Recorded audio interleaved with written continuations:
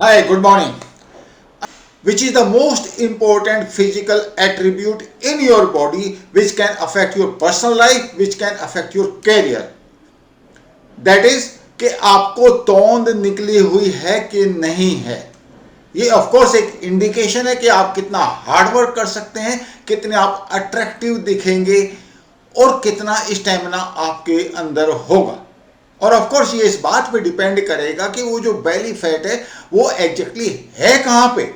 तो आज के इस वीडियो में हम ये ही बात करेंगे कि बेली फैट है तो वो किस कैटेगरी में है और आपके कैरियर या पर्सनल लाइफ को वो किस हद तक इन्फ्लुएंस कर सकता है, और अगर आपको उसको कम करना है तो फिर क्या तरीका है. क्योंकि एक बार आपने ये पता कर लिया कि किस टाइप का बेली फैट है तो फिर आपको उसी के अकॉर्डिंग अपना एक्शन प्लान बनाना पड़ेगा. तो सबसे पहले तो आपका ये जानना जरूरी है कि आफ्टर ऑल ये जो आपकी तोंद है ये है कहां पे. मैं थोड़ा सा सार्केस्टिक हो रहा हूं, लेकिन जिन लोगों की तोंद है वो ये डिजर्व भी करते हैं. अब आप देखिए, फुल अपर बॉडी फैट यानी कि पूरी बॉडी के ऊपर यहां तक एक एनवलप सा क्रिएट हो गया है एक्स्ट्रा फैट का.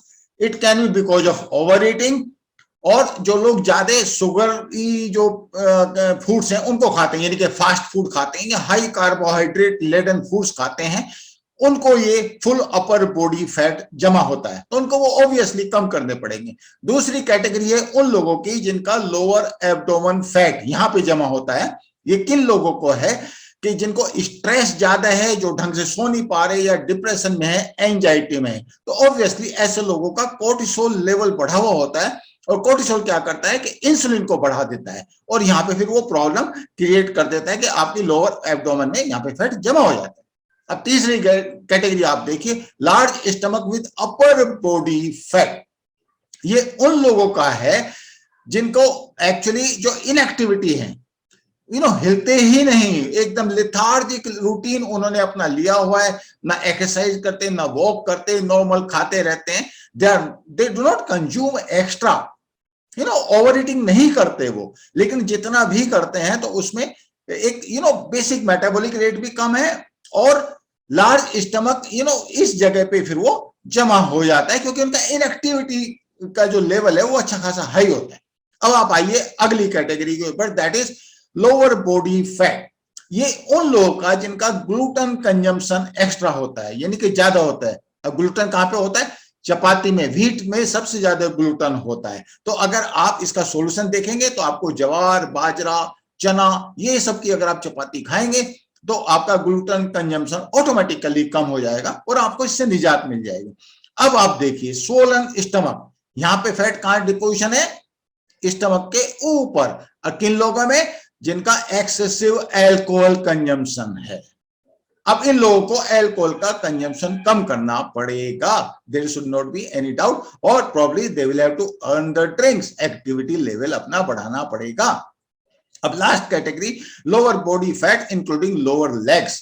ये एक्चुअली हेरिडिटरी प्रीडिस्पोजिशन जिन लोगों का होता है, या फिर प्रेगनेंसी के दौरान लेडीज एक्चुअली उनका ये हो जाता है. अब आप देखें, जिस टाइप की आपकी तोंद या बैली है उसके अकॉर्डिंग आपको एक्शन लेना पड़ेगा.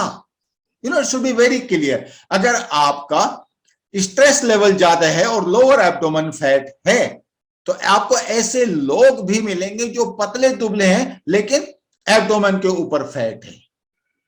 You got my point. या फिर ऐसे लोग जिनका कोई उनको अदरवाइज इशू नहीं है लेकिन बेसिक मेटाबॉलिक रेट कम है क्योंकि इनएक्टिव है, तो वहां पे आपको large stomach with upper back fat ये मिलेगा. तो आपको जैसे आपकी तोंद है इसके अकॉर्डिंग आपको एक्शन लेना पड़ेगा. There should not be any doubt about it. अब इसमें जो सबसे ज्यादा बड़ी बात है कि आपको पता होना चाहिए कि जो बेली फैट है ये कोई अपने आप एक सिंगल एंटिटी नहीं है, इसके भी दो पार्ट हैं. और दो पार्ट कौन से हैं ये जानना बहुत जरूरी है. सबक्यूटेनियस फैट, जब आप पिंच करते हैं किसी की स्किन को तो जिसको आप पिंच करते हैं जो आपके हाथ में आता है, दैट इज सबक्यूटेनियस फैट. ये स्किन के जस्ट नीचे, और ये अपने आप में इट्स नॉट दैट बैड. लेकिन अब आप जब पेट के अंदर आएंगे, बेली के अंदर आएंगे, तो जो फैट आपको ऑर्गन्स के अराउंड मिलेगा, that is called the visceral fat और इंट्रा एब्डोमिनल फैट। अब इसकी जो प्रेजेंस अगर ज्यादा है तो ये डेंजरस है। और उसका रीजन क्या है? रीजन क्या है कि ये जो जितने भी वाइटल ऑर्गन्स हैं यहाँ पे, कौन से, liver, kidney, gall bladder, colon, small intestine और पैनक्रियाज भी, ये उनके लिए स्पेस ही कम कर देता है और पैनक्रियाज को इतना प्रेशर में डालता है कि जो बीटा सेल्स हैं पैनक्रियाज की, वो इंसुलिन प्रोडक्शन नहीं कर पाती। यानी कि जो डायबिटीज है वो प्रोग्रेसिव तरीके से आगे बढ़ जाती है, यानी कि ऐसे लोगों को फिर डायबिटीज हो जाती है। तो ये एक बड़ा इशू है। अब ये जो विसरल फैट है ये इन्फ्लेमेटरी होता है, ये प्रोटीन्स को एक्चुअली प्रोड्यूस करते हैं जिनको साइटोकाइंस बोलते हैं, और जो बेसिकली इन्फ्लेमेटरी नेचर की होती हैं। और ये diabetes, blood pressure, cardiovascular issues, metabolic syndrome, इन सब के लिए ये एक एक्चुअली एक एनहेंसर का या प्रमोटर का काम करता है। तो विसरल फैट को एक्चुअली आपको कम करना पड़ेगा। और अगर by any chance subcutaneous fat आपका ज्यादा है तो you don't have to worry, आप एक्टिविटी लेवल अपना बढ़ाएंगे, जो जो मैंने आपसे एक्शन लेने को बोला वो अगर आप लेंगे तो आपको इश्यू नहीं आने वाला है। लेकिन विसरल फैट के लिए तो मैं एक सेपरेट वीडियो बनाऊंगा, उसके लिए बड़े आपको सीरियस एक्शन की, टाइम बाउंड एक्शन की जरूरत है। तो ये बात आपकी जाननी बहुत जरूरी है, और जो मैं बता रहा हूं ये ऑथेंटिक और साइंटिफिकली प्रूवन है। तो फैट कहां पे है आपकी बॉडी के अंदर, ये बहुत इंपॉर्टेंट है। और जब आप पिंच करते हैं तो सबक्यूटेनियस फैट को पिंच करते हैं, विसरल फैट तक तो आप पहुंच ही नहीं सकते। और विसरल फैट का आपको मैंने बता दिया, जैसे जैसे आपकी एज बढ़ती जाती है जो फैट डिपोजिशन है वो अपर बॉडी की तरफ बढ़ता रहता है। और अपर बॉडी का मतलब मैं आपसे आगे भी बताऊंगा, अपर बॉडी में जितना भी फैट बढ़ेगा, और अगर बाई एनी चांस जिसकी क्वालिटी अच्छी खासी हो जाती है एज बढ़ने के साथ साथ विसरल फैट बढ़ता है, तो वो आपकी हेल्थ को डेफिनेटली एडवर्सली अफेक्ट करता है। और जैसे ही फैट इंक्रीज होगा तो मसल मास ऑटोमेटिकली कम हो जाएगा। तो कई बार जो आप वेट लेते हैं वो एक सही इंडिकेटर एक्चुअली नहीं होता।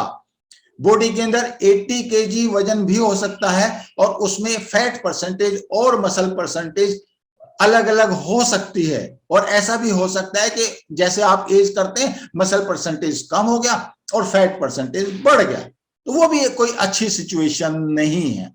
सबक्यूटेनियस फैट अपने आप में अच्छा है। जिन लोगों का लोअर बॉडी में यानी कि पियर बॉडी शेप अगर है तो obviously they are in better position than all those people who have got apple body shape, क्योंकि यहां पे जब फैट डिपोजिशन होगा तो उस हालत में आपके जो वाइटल ऑर्गन्स हैं वो अफेक्ट होते हैं। That is what exactly is the problem. अब आपको कैसे पता चलेगा कि आपकी एक्चुअली तौंद निकली हुई है? आपका वेस्ट और हिप के बीच का जो रेशो है वो आप देख लीजिए। यानी कि द पॉइंट इज, बट अगर आपकी जो वेस्ट है वो जो है और हिप के बीच का जो रेशो है वो 0.90 है या फिर उससे ऊपर है, यानी कि इसका मतलब क्या हुआ? इसका मतलब हुआ कि आपकी जो तौंद है वो कम होनी चाहिए आपके हिप्स के कंपैरिजन में। और लेडीज के केस में क्या रेशियो रहना चाहिए? 0.85। और ऐसा नहीं होना चाहिए कि जब आप मीजर करें तो आप उसको बिल्कुल पिंच करके ऐसा टाइट करके करें कि आपकी जो तौंद है उसका मेजरमेंट कम आए और आपकी जो यहाँ पे जो हिप है इसका मेजरमेंट जाए। No, it should not be. बिल्कुल एग्जैक्ट आप लीजिए, हल्का सा आप थोड़ा सा प्रेशर डाल के नेवल के ऊपर जब आप करेंगे तो आपको एग्जैक्ट जो है मेजरमेंट मिलेगा। BMI 30 और ऊपर डेंजरस है, ओबेसिटी है, it should be very clear to you. तो फिर आपका एक्शन प्लान क्या रहेगा अपनी तौंद कम करने के लिए? मैं तौंद वर्ड जब यूज कर रहा हूं तो मैं थोड़ा सा सार्केस्टिक हूं, pardon me for that, but the fact remains जिनको तौंद है उनको लिए थोड़ा सार्केस्टिक होना जरूरी है जिससे वो अपना एक्शन प्लान बनाए। तो एक्शन प्लान आपका क्या होगा? सिंपल सी बात है, आपको जो BMI है वो मतलब 25 से तो कम होना चाहिए, बॉडी मास इंडेक्स। मैंने इसके ऊपर एक पहले भी वीडियो बनाया। दूसरी बात, जब आपका वजन कंट्रोल में होगा तो नेचुरली BMI आपका ठीक ही होगा, ये बहुत जरूरी है। अच्छा, आपको अपना वजन की तो इन एनी केस हमने बात कर ली, बट सबसे जो इंपॉर्टेंट पॉइंट है आपको पता होना चाहिए कि आपका ये जो बेली फैट है आफ्टर ऑल है कहाँ? ये अपर बॉडी में है, लोअर बॉडी में है, थाइज में है, या अल्कोहल की वजह से, या इनएक्टिविटी की वजह से, या स्ट्रेस की वजह से है। तो जो भी कारण है उन कारणों को आप एड्रेस कीजिए।